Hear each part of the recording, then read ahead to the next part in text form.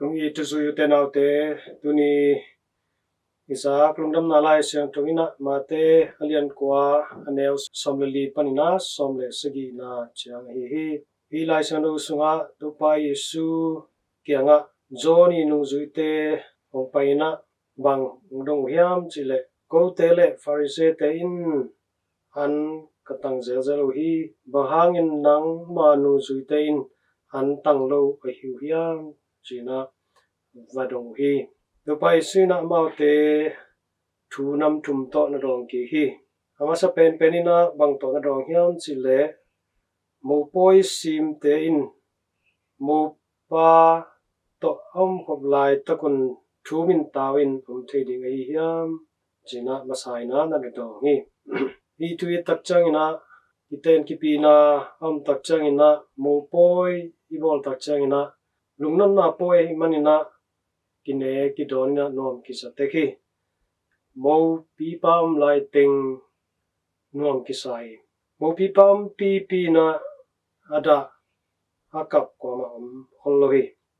tamana to pai suina bang hito anagente takchangin kei mo pipa kei hitenga amaute to kom lai tak ahi manin amaute alung nok di hon lai tak hi bahangin amaute da zen di amauten bahangina antangin zen di hiam china anagen kigna hi ani na bang to na dong ki hiam chile puan lui pen puan thak to ki phom mi lo hi chi hi to bangina phop le puan thak ton changin puan lui kai ke dinga awang gol sem ding hi puan I phop tak changina puan lui sa hi manina puan thak to phop leng to puan lui pen akike be di be hoi na ton lo hi tak chana athum na bang ton again tele na dong ki le hiam chi le savun lui sunga lenga zu thak ki koi lo zenina to bangina ki koi le savun lui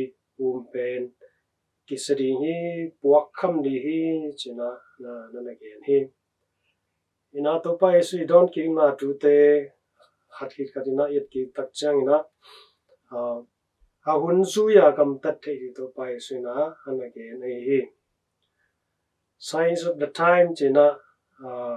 Vatican khompi seropi te khompi a kamal khanna sangwa signs of the time ahun zuya gam tat theina ahun zuya ki khel theina ahun ena nun tak na chi khat nana ne yu hi toma bangina pol pina tu ahun zuyina upna tu to ki sai hei zungin liturgy hi biak na te to ki sai zungin damina ongbol patol khat nana omhi beisa hun lai Vatican II mai Vatican II ma hun lai na akizang pol khat Vatican II ki tak changina kizang non lohi jinum naina lenga zu athak ungtun tak changin tu athak pen alui sunga ki koi theloi manin wa luya koi le hangjong to lenga alui pen ki sethei ai manina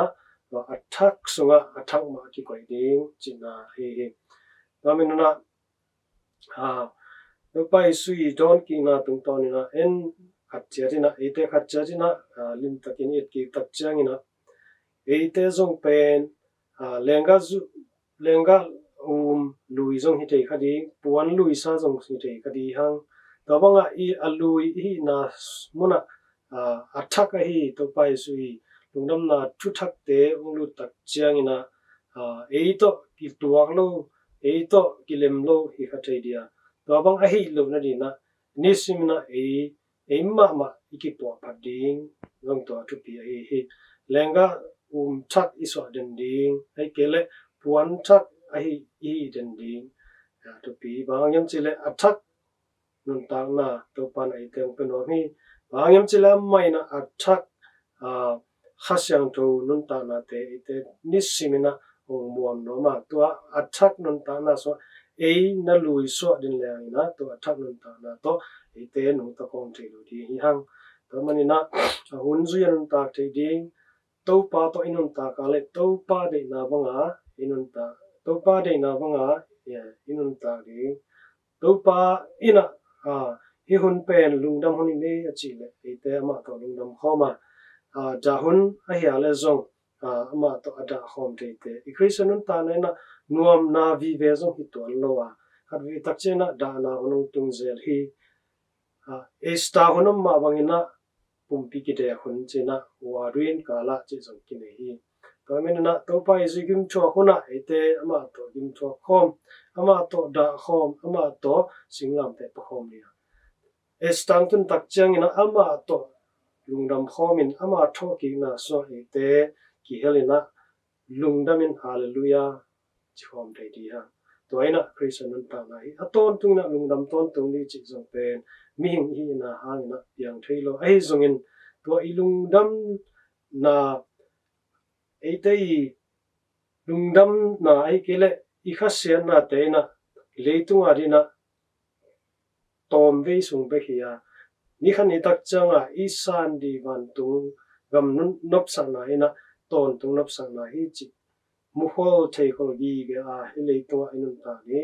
to pa de na banga ikal suan thei ding to pen atu pi pen hi to na nisimina etena lenga zoom